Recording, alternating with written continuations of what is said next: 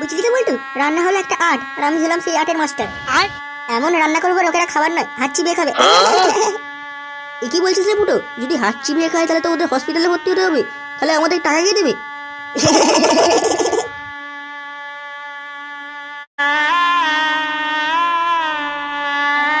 আরে আসুন আসুন, আস্তে আস্তে আসুন, আস্তে আস্তে আসুন।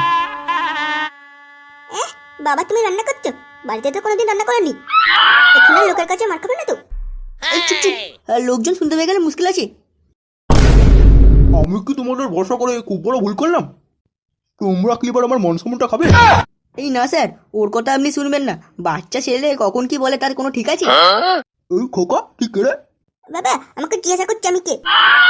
এই তো দিয়ে দিয়ে চার হয়ে গেল। যেহেতু ওর ছেলে তাহলে ভুল বলছে না, আর আমিও আর ভুল করবো না।